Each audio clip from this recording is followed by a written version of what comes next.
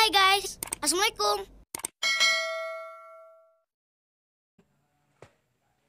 Assalamualaikum anak-anakku. Apa kabar anak-anak sekalian? Selamat bertemu kembali dalam pembelajaran bahasa Indonesia pada hari ini. Pertama, Bapak mengajak kepada anak-anak, marilah kita selalu bersyukur kepada Allah Subhanahu wa taala atas segala limpahan rahmat, nikmat dan karunia-Nya. Semoga kita selalu diberi lindungan oleh Allah Subhanahu wa taala, tetap dalam keadaan sehat walafiat. Amin. Allahumma amin. Itulah kira-kira materi kita pada kesempatan ini. Pada pelajaran yang terlalu kita sudah membicarakan tentang pengertian, ciri-ciri dan fungsi teks laporan percobaan. Tentunya Bapak yakin anak-anak masih ingat apa itu pengertian teks laporan percobaan, ciri-ciri teks laporan percobaan, dan fungsi teks laporan percobaan. Baiklah anak-anak, pada pembelajaran struktur teks laporan percobaan ini, adapun kompetensi dasar yang kita pelajari adalah yaitu kompetensi dasar 3.1, mengidentifikasikan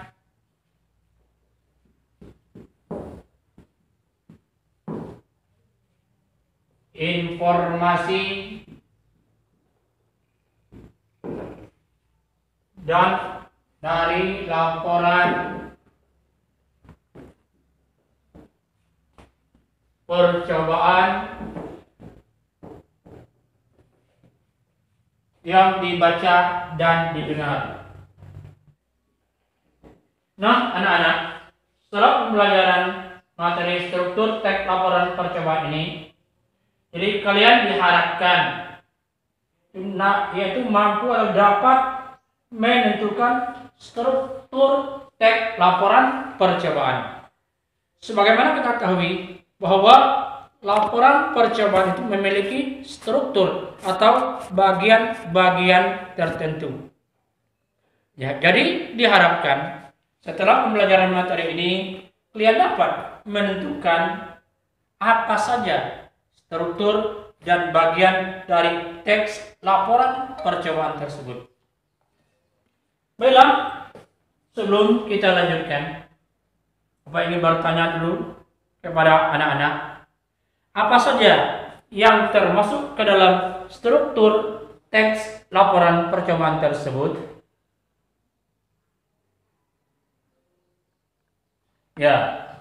Untuk lebih jelasnya, Bapak akan menjelaskan tentang struktur teks laporan percobaan.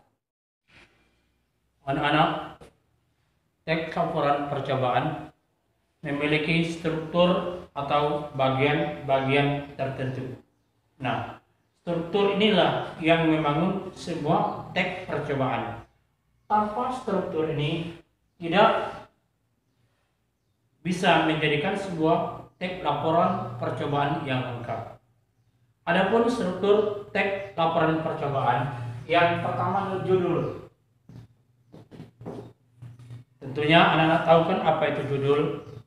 Pada pembelajaran sebelumnya atau yang terlalu kita sudah pernah bicara tentang judul seperti mengarang, dan cerpen, masih banyak pelajaran lain. Nah, judul ini adalah gambaran awal tentang isi sebuah teks.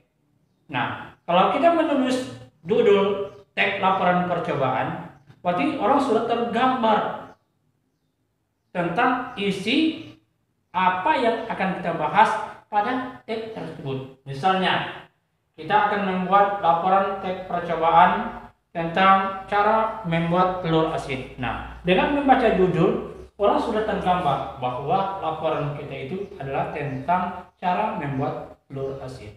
Yang kedua, kita membuat, misalnya ingin membuat teks laporan percobaan membuat es krim. Nah, dengan membaca judul cara membuat es krim, orang sudah bisa menerka, sudah tergambar dalam pikiran membaca bahwa teks laporan percobaan tersebut adalah tentang cara membuat es krim.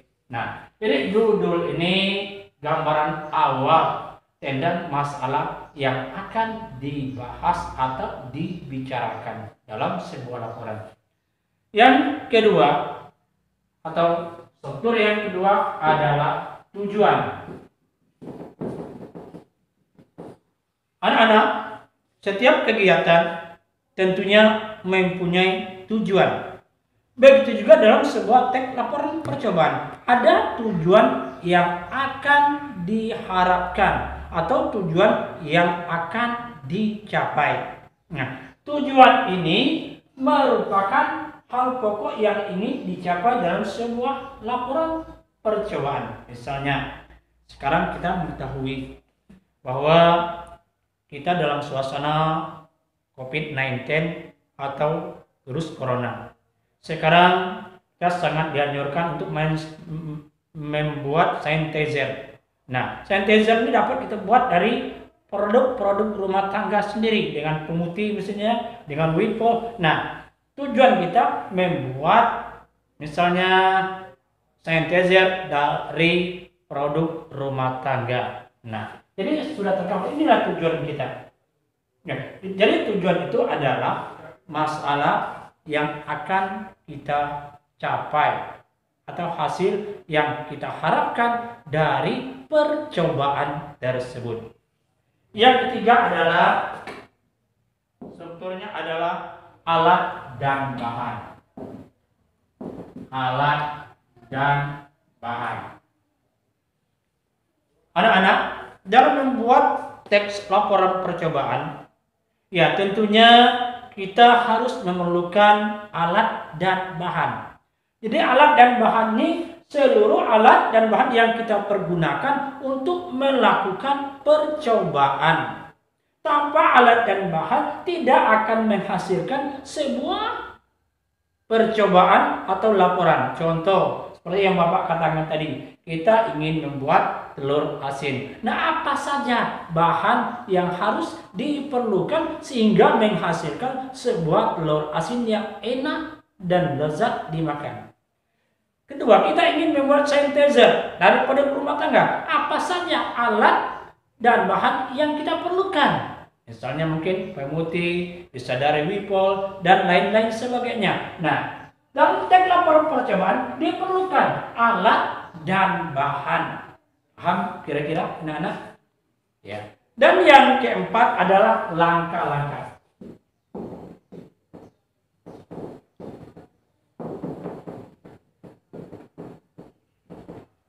Yang maksud dengan langkah-langkah di sini, langkah-langkah kegiatan yang kita lakukan dalam melakukan percobaan tersebut. Langkah-langkah ini harus berurutan secara sistematis.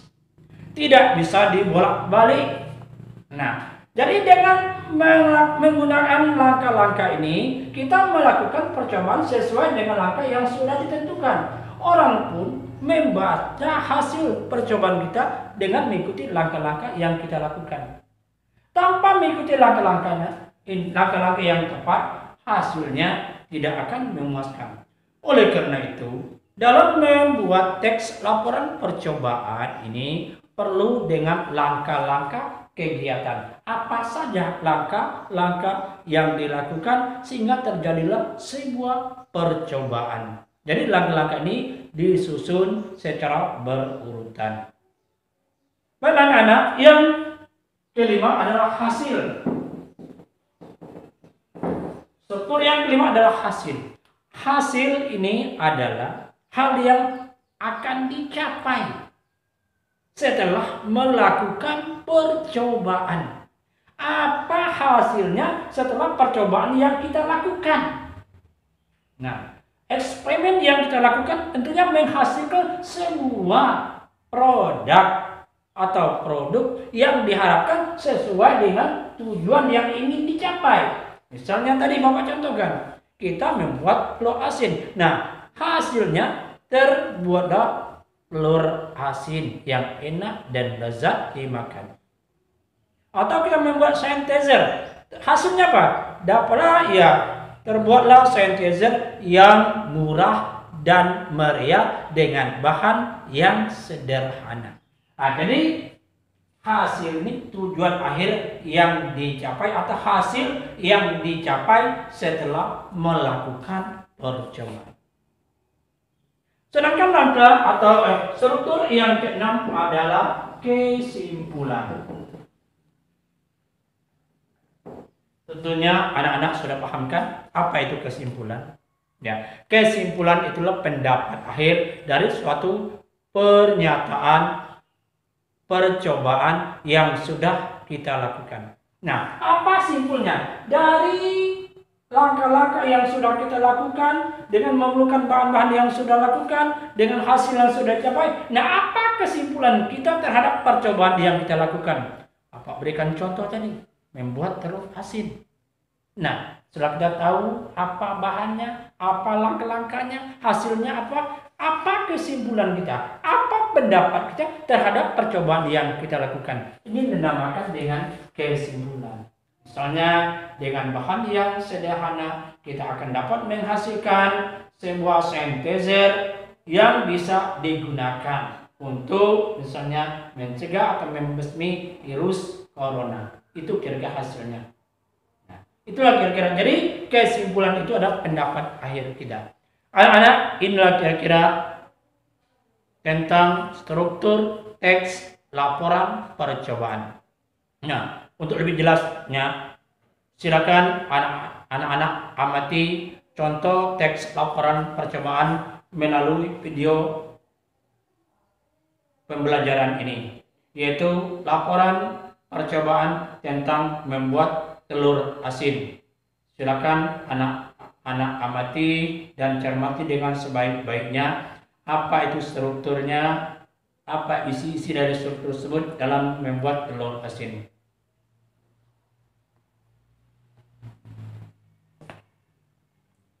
Nah, kira-kira anak-anak itulah struktur teks laporan percobaan yang dapat kita pelajari pada kesempatan ini. Mudah-mudahan anak bisa memahaminya dan bisa melakukan percobaan dengan melakukan eksperimen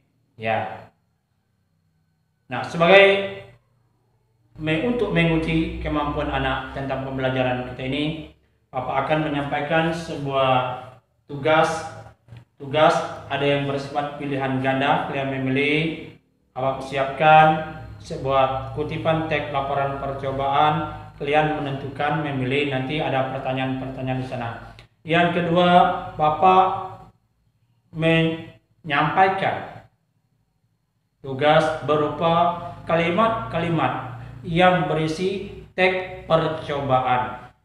Kalimat-kalimat ini masih disusun secara acak, belum beraturan. Nah, kalian menentukan mana bagian-bagian dari teks tersebut sesuai dengan strukturnya. Misalnya, mana judulnya, mana tujuannya, mana alat dan bahannya, langkah-langkah kegiatan, hasil dan kesimpulan. Pada teks ini Bapak susun secara acak, sudah diberi nomor, kalian tinggal menentukan saja. Misalnya bahwa nomor 1 termasuk bagian simpulan. Nah, tinggal menentukan saja.